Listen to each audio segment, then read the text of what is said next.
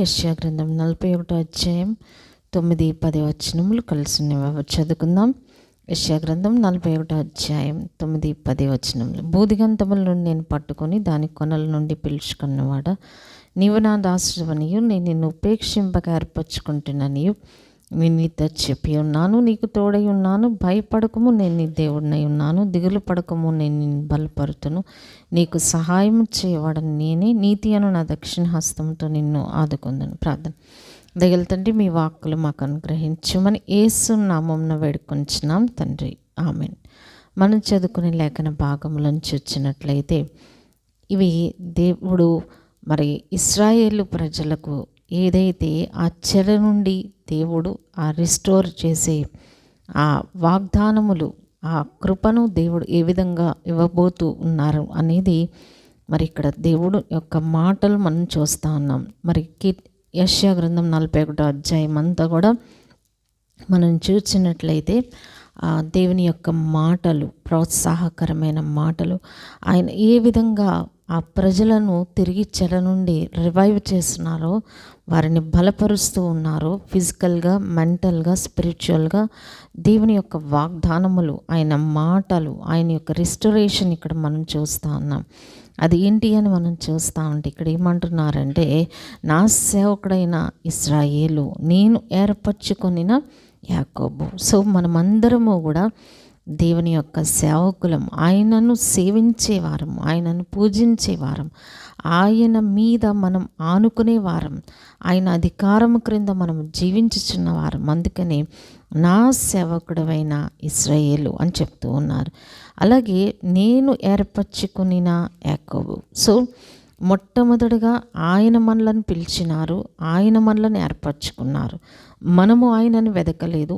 అలాగే మొదట మనము ఆయనను ప్రేమించలేదు. ఆయనే మొదట మనలను వెతికి, ఆయనే మనలను పిలిచి, ఆయనే మనలను మరి ఏర్పాటు చేసుకున్నారని దేవుని యొక్క వాక్యం మనకి తెలియజేస్తూ ఉంది. ఆ విధంగానే ఇంకా ఏమంటున్నారంటే, మీరు నా సేవకులు, నేను మిమ్మల్ని ఏర్పరచుకున్నాను, నేను మిమ్మల్ని పిలుచుకున్నాను, కాబట్టి నా కింద మీరు ఉండాలి అని. ఇది కాదు ఇక్కడ దేవుడు చూపించేది ఏంటి అంటే, నా స్నేహితుడైన అబ్రహాము సంతానమా.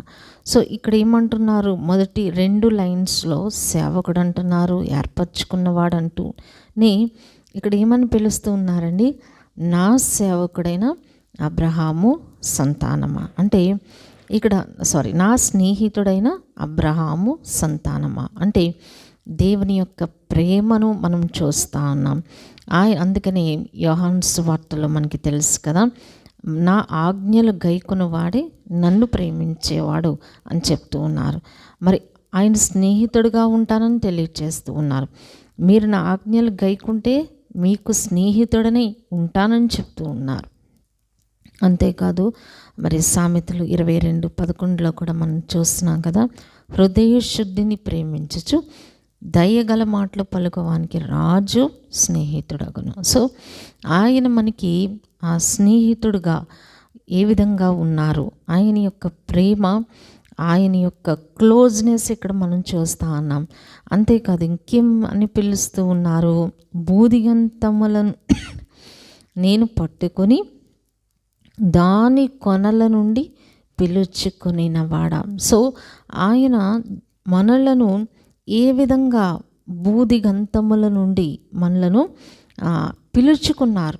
ఇంత ప్రపంచంలో మనలను ఆయన ఏం చేసినారు, పిలుచుకున్నారు. ఆయనే మనల్ని ప్రేమించారు, ఆయనే మనల్ని వెదికారు, ఆయనే మనల్ని ఏర్పాటు చేసుకున్నారు, ఆయనే మనలను పిలుచుకున్నారు. ఆయన మనల్ని పిలుచుకున్నారు కాబట్టి మనం ఆయన సన్నిధికి మనము రాగలిగినాం. నన్ను ఆకర్షించము, అప్పుడు మేము నీ వద్దకు పరిగెత్తి వచ్చేదామని దేవుని యొక్క వాక్యంలో ఉంది. ప్రభు యొక్క ఆకర్షణ, ప్రభు యొక్క కృప మన మీద ఉన్నది కాబట్టి మనము ఆయన దగ్గరకు రాగలిగినాం. అది మనం గుర్తించవలసింది. చాలాసార్లు మనము రక్షణ పొందాం, మనము దేవుని దగ్గరకు వచ్చామని మనం అనుకుంటూ ఉంటాం.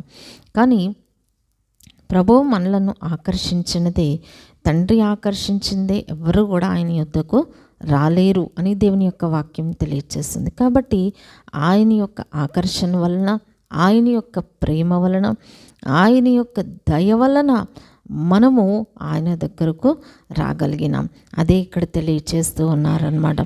ఏంటి అని మనం చూస్తూ ఉంటే, నీవు నా దాసుడవనియు నేను నిన్ను ఉపేక్షింపక ఏర్పరచుకుంటుననియు నేను నీతో చెప్పి ఉన్నాను. ఇక్కడ ఏమంటున్నారు, మరలా తిరిగి కన్ఫర్మ్ చేస్తున్నారు. ఏంటది? నీవు నా దాసుడవు, నేను నిన్ను ఉపేక్షింపక ఏర్పరచుకుంటేని. సో ఆయన మనలను దాసులుగా చేసుకున్నారు, అలాగే మనలను ఏర్పరచుకున్నారు. కాబట్టి నేను నీతో చెప్పి ఉన్నాను, నీకు తోడై ఉన్నాను. అంటే ఇన్ని రకాల పిలుపులు ఇంతగా నొక్కి ఎందుకు చెప్తున్నారంటే, ఆయన యొక్క ప్రేమ, ఆయన యొక్క ప్రణాళిక మన జీవితంలో ఏ విధంగా ఉన్నది అనేది ఇక్కడ తెలియచేస్తున్నారు. ఏమంటున్నారంటే, నేను నిన్ను ఉపేక్షింపక ఏర్పరచుకుంటున్నాను, నేను నీతో చెప్పి ఉన్నాను, నీకు తోడై ఉన్నాను. సో మరి ఇంతగా దేవుడు పదే పదే మనకి స్ట్రెస్ చేసి ఎందుకు చెప్తున్నారంటే, ఆయన యొక్క పిలుపును మన జీవితాల్లో నిశ్చయం చేస్తూ ఉన్నారు. చాలాసార్లు మనం కూడా మనకొచ్చే పరిస్థితులను బట్టి దేవుడు మనకి దూరంగా ఉన్నారా అనే ప్రశ్న మనకి కలుగుతూ ఉంటుంది. మనము దేవునికి దూరమయ్యామా? సో మన జీవితంలో కలిగే ఆ పరిస్థితులను బట్టి, ఆ యొక్క ఫ్రస్ట్రేషన్ బట్టి ఆ దేవుడు మనకి చాలా దూరంగా ఉన్నారు అని మనం అనుకుంటూ ఉంటాం. కానీ ఇక్కడ ప్రభువు చెప్పే విషయాలు ఏంటంటే, వీరు చెరలోనికి వెళ్ళిపోయినారు, అక్కడ చాలా భయంకరమైన పరిస్థితులు ఎదుర్కొన్నారు. కాబట్టి దేవుడు ఆ విధమైన పదే పదే ఆయన యొక్క ఎష్యూరెన్స్ని మనం ఇక్కడ చూస్తూ ఉన్నాం. మనము కూడా మనకున్న చెరలు, మనకున్న బంధకాలు, మనకున్న పరిస్థితులు, వీటన్నిటిని బట్టి ఎంతో కృంగిపోతూ ఉంటాము. దేవుడు మనకి ఎక్కడో ఉన్నారు అని మనం అనుకుంటూ ఉంటాం. సో కానీ ఇక్కడ ప్రభు మరి రీఅష్యూర్ చేసేది ఏంటంటే, నేను నీతో చెప్పి ఉన్నాను, నీకు తోడై ఉన్నాను, భయపడకము, నేను నీ దేవుడిని ఉన్నాను. ఇక్కడ ఏం చెప్తున్నారంటే, భయపడకు అనే మాట ఇక్కడ తెలియచేస్తూ ఉన్నాను. నీకు తోడై ఉన్నాను.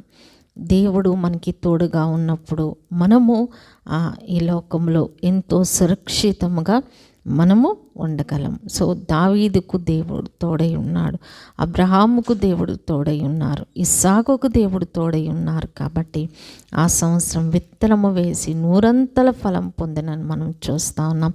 యాకోబు శ్రమలలో మరి అన్న దగ్గర నుండి పారిపోతూ ఉన్నప్పుడు అరణ్యములో దేవుడు మరి యాకోబుకు తోడై ఉన్నారు.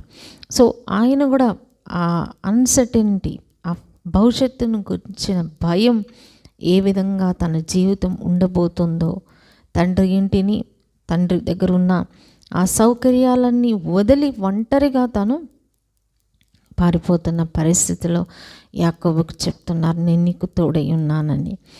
అప్పుడు యాకోబు గారికి ధైర్యం వచ్చింది కదా.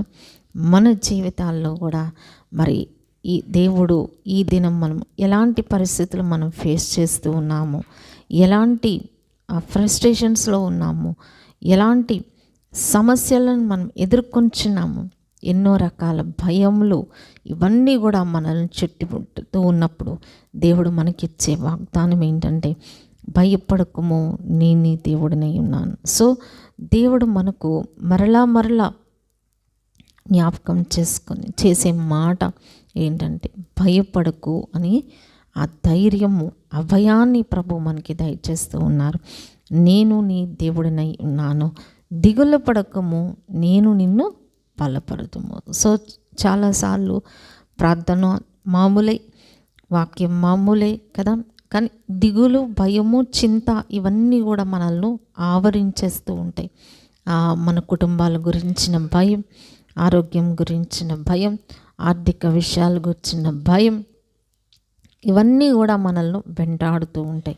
అయితే ఇక్కడ దేవుడిచ్చే వాగ్దానం ఏంటంటే, దిగులు పడకము, నేను నిన్ను బలపరుతును. సో అనేక సార్లు బలహీనమైపోతూ ఉంటాం, ఈ భయములన్నిటిని బట్టి బలహీనమైపోతూ ఉంటాము. కానీ దేవుడిచ్చే ఎష్యూరెన్స్ ఏంటంటే, దిగులు పడకము, నేను నిన్ను బలపరుతును, నీకు సహాయము చేయవాడను నేనే. ఎందుకు భయపడకూడదు, ఎందుకు దిగులు పడకూడదు అంటే ఇక్కడ మనకి సహాయం చేసేది మన ప్రభువారు. అంతేకాదు, నీతి అను నా దక్షిణ హస్తముతో నిన్ను ఆదుకొందును. సో ఆయన యొక్క ఆ దక్షిణ హస్తము, కుడి చేతితో ఆయన ఏం చేస్తున్నారండి, నీతి అనే ఆ దక్షిణ హస్తముతో ఆయన యొక్క నీతి మనల్ని ఏం చేస్తూ ఉంటుంది, ఆదుకుంటూ ఉంటుంది. కాబట్టి మనల్ని భయపడవద్దని చెప్తున్నారు, దిగులు పడవద్దని చెప్తున్నారు.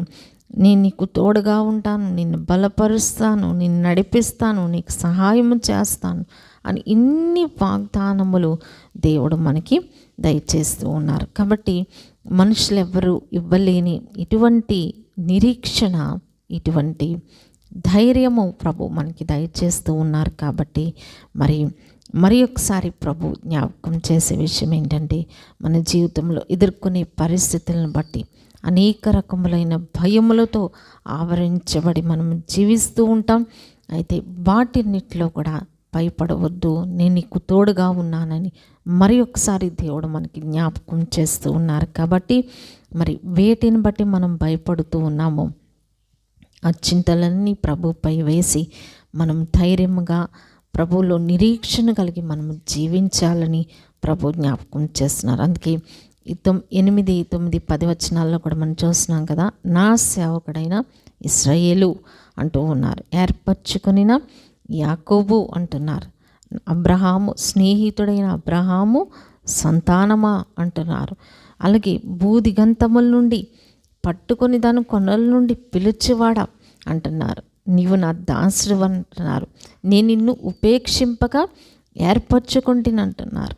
6 రకములైన ఈ పిలుపులు మనం చూస్తూ ఉన్నాం. కాబట్టి ప్రభులో మనము ఇటువంటి ధైర్యం కలిగి ఆయన ఉన్నారు, ఆయన మన పరిస్థితులన్నీ చూచేవారు, ప్రతి విషయంలో కూడా ఆయన మన కార్యములను చక్కబెట్టేవారై ఉన్నారని విశ్వాసముతో, ధైర్యముతో మన భారములు ప్రభుపై వేసి ముందుకు కొనసాగుదాం. ప్రభు అట్టి కృపలు మనందరికీ సమృద్ధిగా దయచేయును కాక. ఆమేన్.